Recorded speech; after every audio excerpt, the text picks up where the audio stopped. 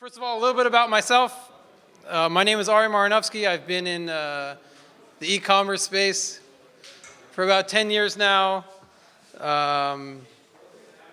through various different companies, in the basement size, also companies that have over 200 employees, so all different scopes of e-commerce sales. I've managed hundreds of millions of e-commerce sales, both in Amazon, eBay, Walmart, etc., other sales. Anyways, so everybody that's here is in the reseller track, which means that the most important thing in the reseller track is to make money. And I don't want to oversimplify that.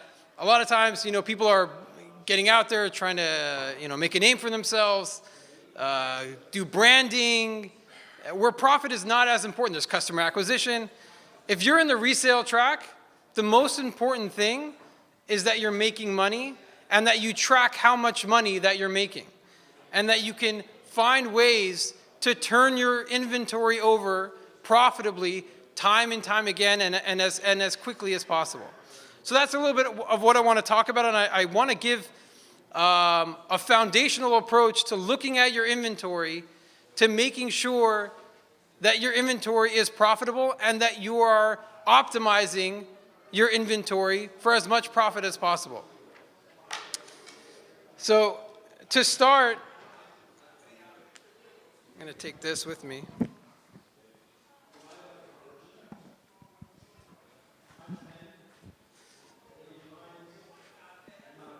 The basic formula to sales looks like this.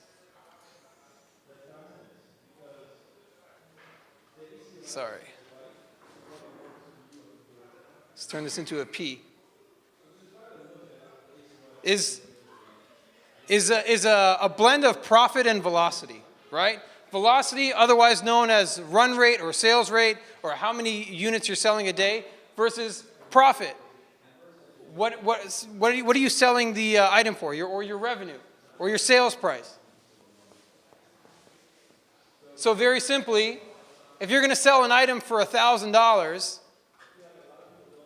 and that's considered a very, very high price for that particular item, you might have high profit and low velocity. So you'll figure around here on this scale. And sometimes you could sell an item for $10, which is going to be low on the profit scale. But because it's $10, because it's so cheap, you'll be high on the velocity or sales rate scale. Where we want to be as Amazon resellers is right over here in the middle. We want to figure out how do we find the perfect blend of sales rate, of run rate, and profit. Now, understanding all of this is very relative to a third component, and that's your inventory, or your supply, or your goods, or your product. What we want to do is we want to spin this around as much as possible. And I made those circles bigger because we want to grow. We want to make more and more and more and more money. And the quicker you can turn your inventory around profitably, that's how you're going to grow in this space on a foundational level. Let's take a look at a couple of examples. So say you're selling an average product, and your inventory looks like this. You have 100 units in stock. And you want to figure out, how do I price my item to be able to sell through this 100 units? And say, for argument's sake, and this may vary by reseller or industry, but typically, I use 30 days. I want to sell through my inventory in 30 days, right? The maximum that I want to sell through my inventory is 60 days. If it's going to take me longer than 60 days to buy and sell through this inventory profitably, and I can't achieve that, then maybe that's a product that I don't want to buy. So again, I have 100 units, and I ideally want to be at around 30-day turnover, so let's say that's a little bit over 3 units a day. Let's say that's about a velocity. I want to achieve a velocity of 3.3 units a day. So you have to figure, how do I price my item to achieve that velocity? But oftentimes it's the other way around. As a reseller, you're going to list your product, and you're going to see what type of sales rate am I getting, and based on that, that's how you're going to adjust your price. Price is probably a better term for this. So this is what you really want to do. You want to figure out, okay, I'm looking at my sales. I'm selling about 3.3 units a day, or 1 unit a day, or 2 units a day. If I'm only selling 1 unit a day, maybe I want to lower my price to achieve more sales. Now, what's key here is that these are always going to be correlated. Your price and your velocity, this is your greatest lever to throttle up or throttle down your run rate. Typically speaking, if you raise your price, you're going to sell less, but make more money. And typically speaking, if you lower your price, you're going to sell more. So sometimes, if you have increased supply, if you have 500 units, or you have 1,000 units, you got to be selling a whole lot more than 3 units a day to be able to turn over your inventory well. So this is a basic outline to look at on how you want to move your inventory. Now let's get a little bit deeper. Give me a second here.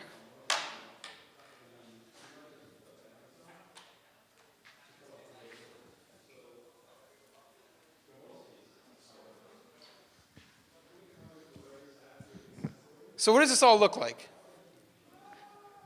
There's really 4 basic metrics that you want to evaluate your inventory by and see how you want to take action on it. The first metric, the first data set is your SKU or your product. The second data set is your sales. The third is your inventory. And the fourth is your margin, or your ROI, or your profit, however you want to call it. If you can figure out a way to get accurate data within these, really these are 3 sets of data based on 1 common denominator, you can make great decisions on all of your inventory. This should really be your dashboard towards optimizing all of your inventory. Let's run through a few examples. I'm going to make one last category, and this is your POA or your plan of action or your action item on what are we going to do with this inventory. So let's say we have SKU A. SKU A is an iPhone, right? And your sales are about 7 units a day, or let's say 10 units a day, and your inventory is 100 units. And your margin is healthy at about 20% ROI. What's a typical plan of action in this scenario? So let's think, my sales are 10 units a day. That looks like probably going to sell like 300 a month, right? I only got 100 units in inventory. I'm making 20%. I think my plan of action over here is going to be 2 things. I'm going to raise my price to lower my run rate, and I'm going to try to restock also. I'm trying to get more of these puppies, more of these iPhones. It seems like people like them. So we're going to raise them, we're going to restock. Let's take another scenario. We have SKU B. SKU B is not as cool. SKU B is a Samsung Galaxy, right? And it's only selling 5 units a day. And you got 500 in stock. Right? This is actually not that bad. So 5 units a day, figure over a month, that's about 150 units a month. Over 2 months, it's about 600 units over 2 months. We still got that same margin. We're still selling this item profitably. But at the end of the day, it still fits into my 30 to 60 day window. I know it's over, right? 300, right? I got you. So no, so we're overstocked here. So what do I got to do? I got to maybe lower my price. I got to get this run rate up. If I have 500 units, I want to be selling at least 250 units a month, or maybe 8.5, 9 a day. I got to pump up the sales here. I want to get it to about 8 to 9 units a day, that I'm at least going to get it to in this range. Let's talk about another example. Let's talk about item C. Item C is a Nokia phone, right? It's a retro Nokia phone. And let's say my sales or my run rate is about 10 units a day, and I have 500 units. So I'm basically right where I need to be, and my POA in this scenario would be hold. Because I'm selling 10 units a day. That's looking like 300 units a month. So I'm within my 30 to 60 day window. Now the point that I'm trying to make here is that it's very important to look at your inventory in a data-driven way and in a financial way, similar to a stock trader that has 3 options on every stock that he owns. He can buy it, he can sell it, or he can hold it. Similarly, in e-commerce, we have a couple of options. We can raise our price, we can lower our price, or we can hold our price. So we want to make smart decisions. Now let's dive into this a little bit deeper, because this is all sort of surface. Now let's dive into sales a little bit deeper. Obviously, to understand sales a little bit better, you have to look underneath the numbers. So there's a couple ways to look at sales. What I like to do is I like to look at the past 3 days, the past 7 days, and then you can go past 30 to give you more of a macro approach. And based on this, you're able to see what is your aggregate run rate, and also you're able to see what are the trends, right? So if I was sold, over 30 days, if it was selling really well, and now I see over my past 7 or my past 3, it's tailing off, something's the matter with my SKU. I got to take a look at it. What are the trends? Why is it trending down? Is it maybe it's a seasonal product that it's out of season? Maybe there's competition, either on the ASIN or in the catalog against my item. And sometimes you'll see things that are trending up. Maybe my item is doing better than it's done over the past couple weeks, and maybe I need to start getting more. So this is very, very important to be able to spot trends in your sales data. So when you're downloading sales data, and again, everybody uses different ERP or sales tools, it's important to get as much data as possible, and I would recommend getting the past 3 and the past 7. And just to dive into this a bit deeper, past 3 is going to give you your most recent trend, and you generally want to do this in the middle of the week so you get a good amount of weekday sales. You don't want to do it on a Monday, coming off a Saturday, coming off a Sunday, which are usually slower e-commerce days. Past 7 is going to give you the entire week, right? So it's going to include the slow weekend. It's going to give you a really good sense of what my weekly sales rate is. And past 30 is going to give you, a good sense of what this SKU has done over the past month. I just want to add one important point over here that some people may miss, and it's crucial to understanding what your true run rate is. In my industry, a lot of times I stock out on products and then I stock back in on products. And sometimes I won't account for that when I'm looking at my sales. And I may, if I'm looking at past 30, I may have only had this item in stock for the past 20, right? So when I'm looking at it and I see that I sold, 200 units over the past 30 days, but I'm out of stock for 10 days, maybe my true run rate, had I forecasted and planned correctly, would have been 300 units.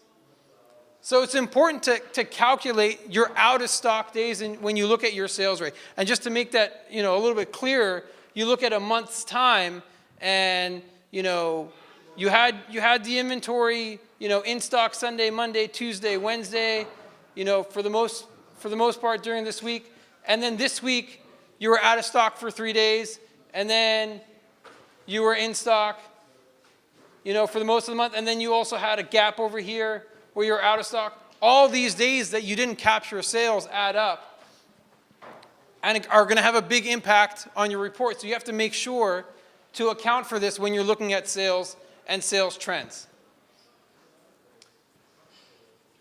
Another note on sales and sales trends is it's very, very important to dive deeper into the data on sales and see why is it not selling. Right? There's so many reasons why a product is not selling. And if you can properly investigate and identify why a product isn't selling, then you're going to figure out what you can do to solve for your gap and to solve for your slowdown. Or sometimes you're going to have a product that's selling really well. If you can investigate and identify why it's increasing in sales, maybe you could replicate that and do that with other products. Maybe it caught a couple of 5-star reviews. Maybe you're ranking better in organic search. Maybe you used certain marketing levers either on Amazon or off-site that are kicking in, that are driving sales. Maybe there was an article that came out about your product that spiked sales.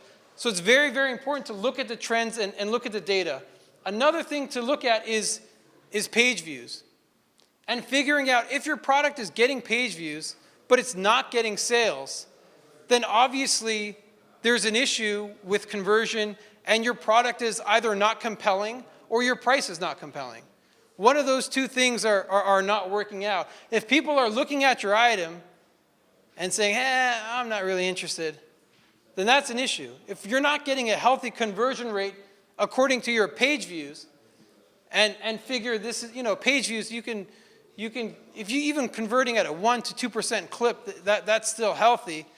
But if you're getting thousands of page views and very little sales, then something is wrong, and you need to take a look at either maybe there's some bad reviews, or you have a not compelling product at a not compelling price. And usually, if you're able to look at that in a healthy way, you're able to find, hey, there is a range where this product will sell. There is a price where this product will sell. And I use sometimes the example to my team, we sell cell phones. So nobody is interested right now in an iPhone 3, right? It's a pretty old iPhone, right? Nobody wants to buy one, right? They came out with the iPhone XS, right? Nobody's interested. So the question is, nobody's interested in an iPhone 3, but at what price? Nobody's interested in an iPhone 3 at $100, but maybe somebody's interested in an iPhone 3 at $5 to give a toy for your kid to play with, maybe $4, maybe $4. Maybe then you have the perfect blend of compelling product and meets a compelling price, and you can generate some sales. That's why page views is such an important thing to look at and try to identify, what's going on, why is this not selling, how do I get it to sell, and how do you identify a trend?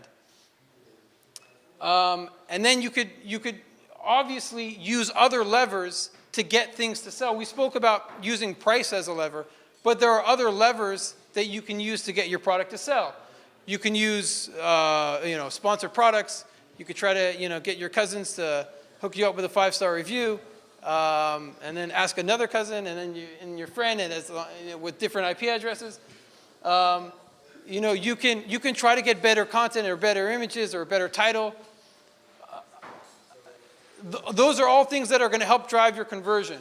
Another important component is always look at where your product is ranking in organic search with the popular keywords that any normal customer, be the customer, right? If you're a customer looking for the product that you're trying to sell, try to find it and see where you rank. If you're on page 2 or page 3, there's an old saying, the best place to hide a dead body on the internet is page 2 of search results. You like that one? So if you're not there, most customers on Amazon, they're going on page 1, they're scrolling down maybe a bit, and if they're not finding your product, either they're buying something else or they're moving on with their day. So it's very, very important to know, where does your product rank in search? So that's really, hopefully that gave you a good idea in reference to sales. Now, in reference to inventory, there's 3 data points that you need to capture in reference to inventory. And they're pretty simple, but sometimes via reporting, they're hard to capture. But if you don't capture all of them, your reporting can be off. You want to capture your FBA inventory. You want to capture your in-house inventory, things that are physically in your warehouse. And you want to capture your inbound inventory. And once you have a sum or total of all of these 3 inventory warehouses or components, you can look at what is your true financial investment in this SKU or product, right? But when you only look at one, and I see a lot of people do this, they just look at what I have in FBA or what I have in in-house, and they ignore inbound, they ignore what I have on a PO, what do I have coming in. You're not going to get a true picture of what the inventory value is.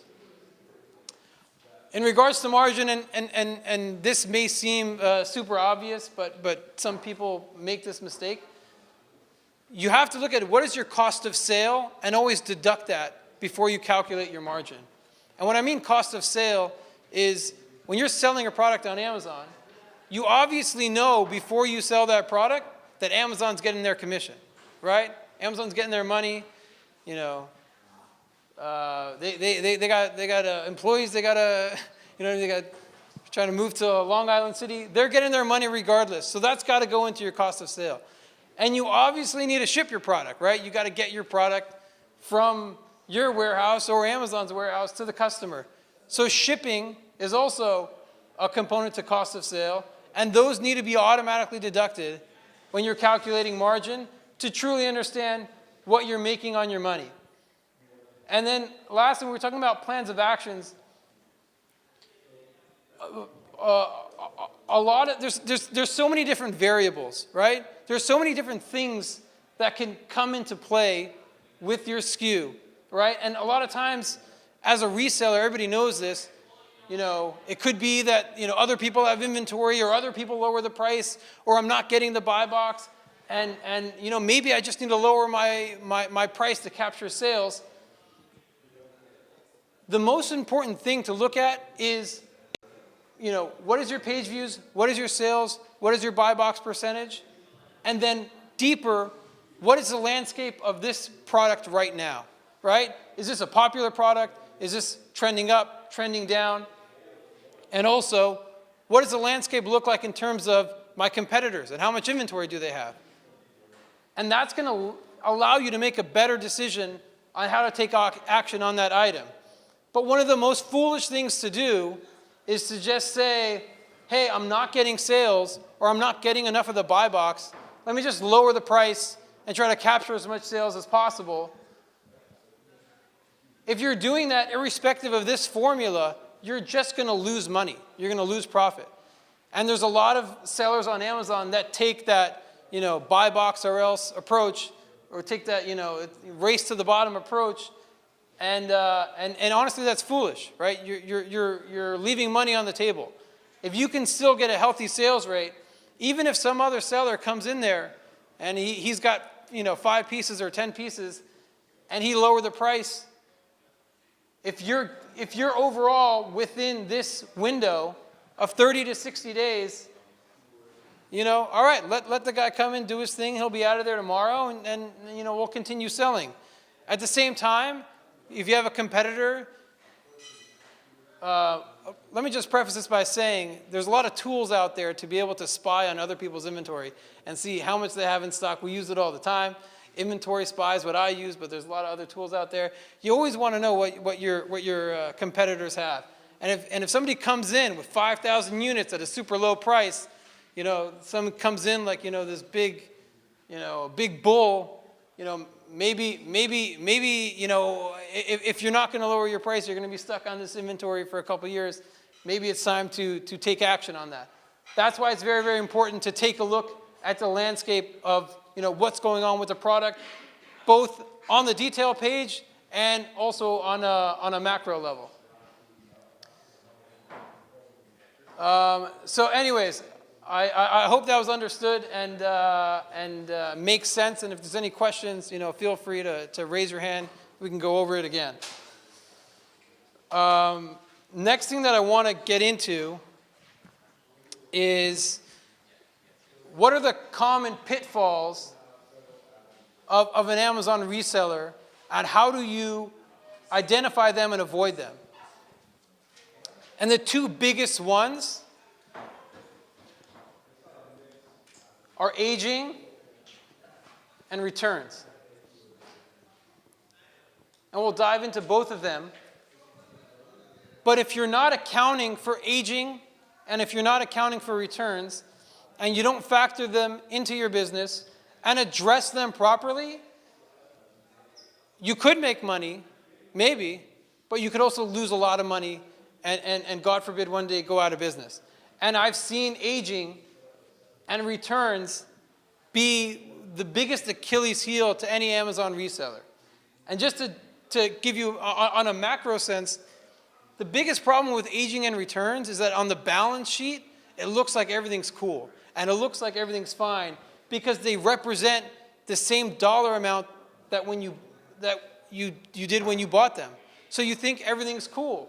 Your balance sheet's growing up, you're making money, everything's awesome. But when you look a little bit deeper, you'll see that this inventory is aging. It's not moving. It's stuck, right? And it's not worth what you paid for it. And you may be underwater on that SKU.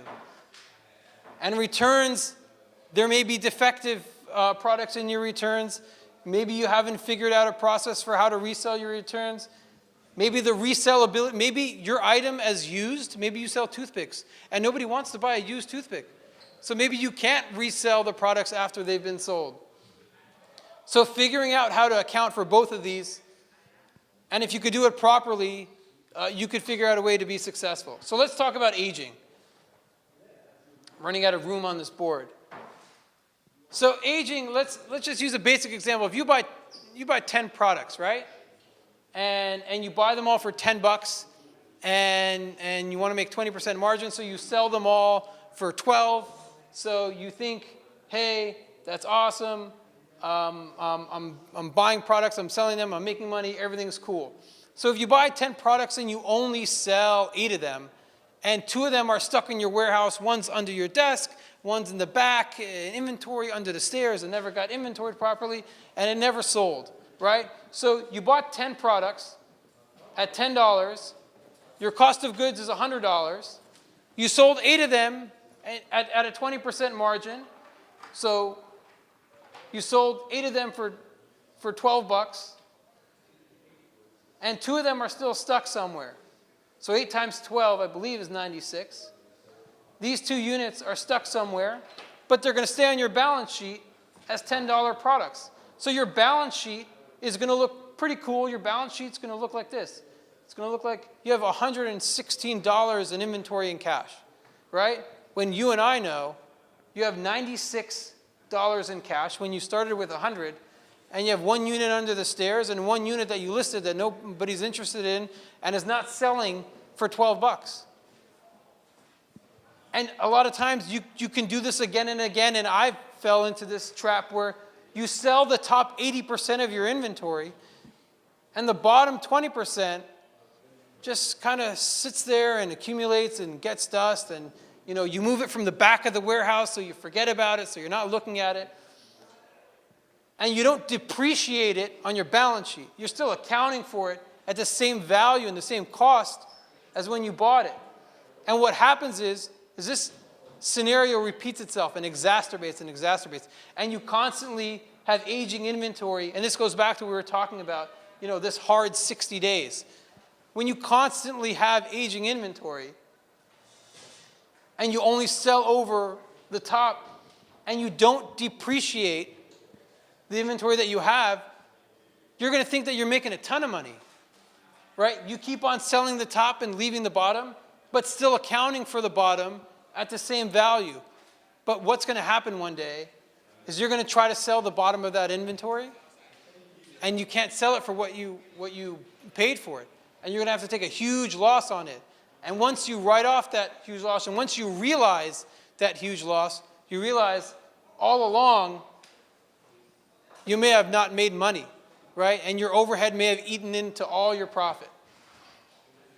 Now let's talk about returns. Returns, number one, we have to talk about what does it cost of a return, right? A lot of times you got to pay a return shipping label for the customer to ship back that product, right? You got to pay the cost of labor for customer service, for facilitating that return and putting it back into inventory. And now comes a factor of, are you able to resell that return? And how quickly are you able to resell that return to be able to figure out if you're making money? So let's use the same example. You bought 10 products, right? You bought them for $10, you spent $100. Now in this scenario, let's say you sold all 10 for $12, now you have $120. But what happened? 2 came back, right? 2 customers were, for whatever reason, they decided, I'm not interested, I don't like this shirt, it doesn't fit me, I'm sending it back. So the first thing is you got to pay for return shipping, right? Which is, a couple bucks each label. And the second thing is what is the value of this return right now? Am I able to resell it? Am I able to not resell it?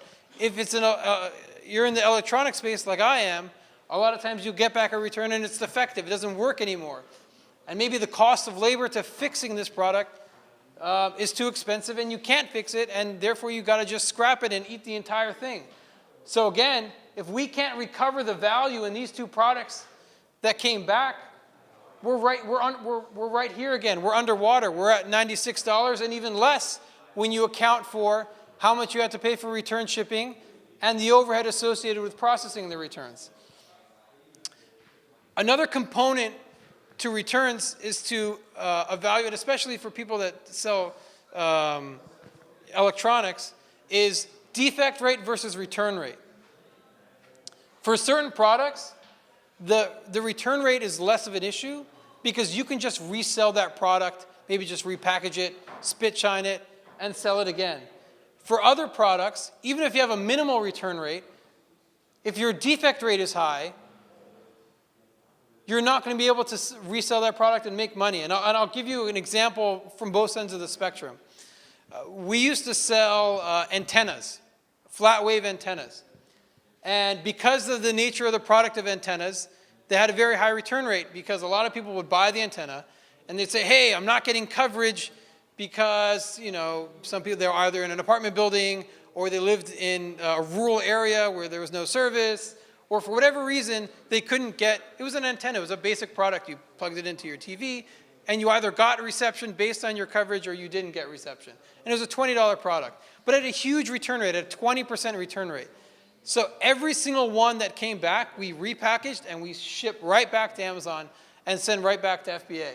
So even though we had a 20% return rate, we had a 100% resellability rate, which we're able to take these 2 units and sell them again and sell them again. And even though they kept on coming back, even though 20% of them kept on coming back, we were able to get the value out of them. So you still take a hit, right, on the process of them coming back and their labels, etc. But at least we're able to recover the value somewhat. At the same time, we also sold TVs. Now, the TVs had a very low return rate. They only had a 5% return rate. It was much lower than the antennas. The problem with the TVs is that the ones that came back, a lot of them were defective. And if anyone that sold TVs, you know that there's not much to do with a defective TV. You can't really fix the cost of repairing that TV. It sometimes exceeds the value that you paid for the product. And that would make the resellability of that product or that return very, very low. So even if we got back, in a scenario where we sold 100 TVs and we were making margin on them, the 2 that came back, they had a cracked screen or they had dead pixels inside the screen, there was nothing we could do with them. And to compound that, we couldn't even we have to pay to dispose of them because it's electronic waste. We have to pay people to come and pick them up and get rid of them. And they accumulate a lot of space in your warehouse. There's not really much you can do with a defective TV. So that's why it's very, very important when you're looking at your returns to, number one, know your return rate.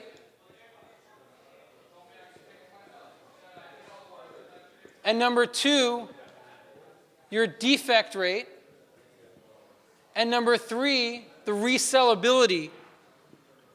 However you spell that. Of your returns, and figure out, is this eating into my margin? Is this overall going to be a profitable SKU? Or is this overall not going to be a profitable SKU? Anyways, that's all I have planned for today. If anybody has any questions or comments, happy to talk about that. Thank you very much. Sure.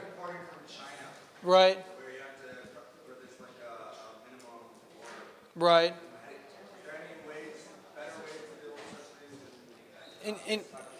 such things? In what sense? So essentially, you're forecasting. So you're saying you have big lead times, right?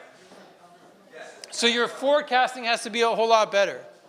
So you have to accommodate more margin to absorb that into your lead times, right?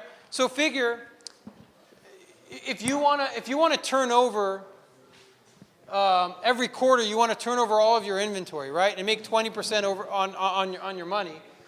You got to accommodate that into your lead time. So maybe 30 to 60 days doesn't work for you. Maybe it's 90 days, but you have to have that extra margin built in. So maybe you got to be you have to have a 30% margin on your products in order for you to have a successful turn, right? And if the lead times are even bigger, you have to accommodate more and more margin to accommodate for as much lead time as you have, right? So there's always a time value of money, right? If it takes you 6 months to get a product, then you better be making 200% on that product to be able to accommodate for how long it takes you to get it. If it's a low margin item and you have huge lead times and it takes you 45 to 60 days to just get the product, maybe that's something that's not going to be, maybe that turn is not good enough. Maybe you're only making 5 to 10% a year on that product, and maybe you should buy a bond or or put your money in the stock market and avoid that product altogether. But if there is margin there and you could work that into the lead times, then it's healthy. I hope that answers your question. Sorry? So really it's figuring out how often or how quickly you turn over your money, right? So in our scenario, we're looking to make 20% over a 30-day period, right? And we're accommodating for 60 days, which gives us an ability, and what we honestly do is we really allow for 90 because things happen. Inventory is going to age, and we are going to have to figure out how to get rid of it. But the most important thing is that you're turning over your inventory completely every single 90 days at a 20% margin. At least. If you're doing less than that, then that's really poor. And if you could do this, then you could turn over your inventory 4 times a year at 20% margin. And obviously that amortizes and scales up, and hopefully you could increase your equity value by 80 to 100% a year based on that. So essentially, he has a longer lead time, right? So if he's at 90 days, he's got to accommodate for more margin. And again, I don't have a scale exactly. Is it 10% a month, and every 30 days it's got to be valued at 10%. Obviously every business has their own cash flow, and maybe for him money's cheap, maybe for me money's more expensive. But basically, if it's a longer lead time, there's got to be more margin. What that is relative to your business. I hope that answers your question. Hey. I'm selling an item where typically the customer buys a number of items. Okay. 12, whatever. Great.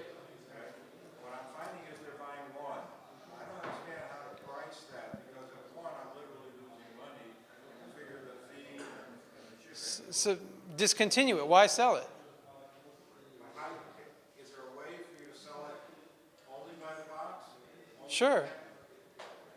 I mean, I don't know what the product is, but why not just sell it as a 5-pack?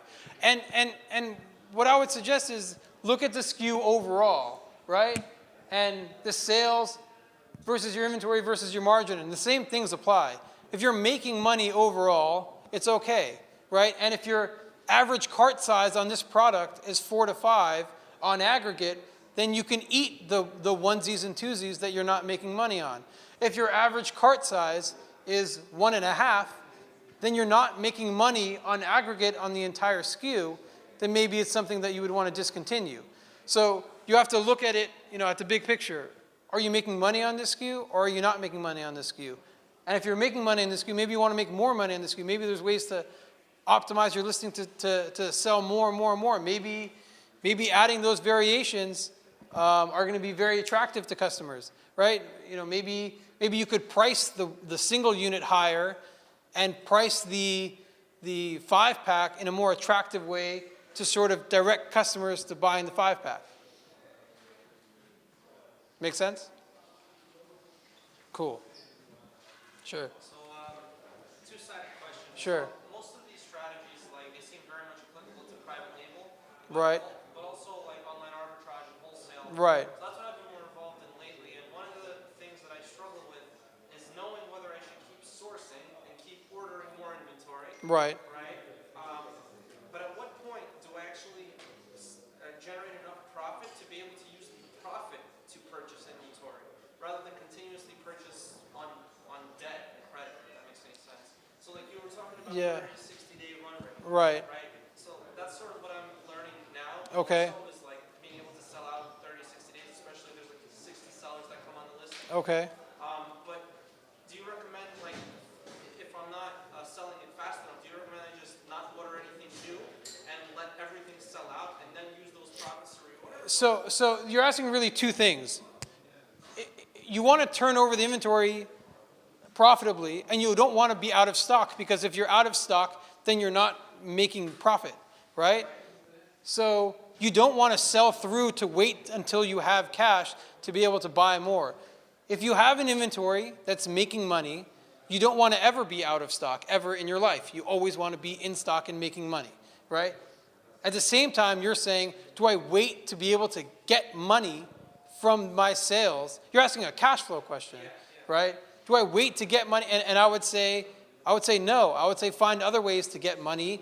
Borrow money. It's a continuous cycle. At what point Right. does it actually become really profitable? Because I feel like I just keep ordering, and it's selling, which is great, but I keep ordering more. So that's fantastic. So you have a good problem, right? What you're saying is, sorry? Maybe. I don't know the velocity. I don't know your reordering cadence, right?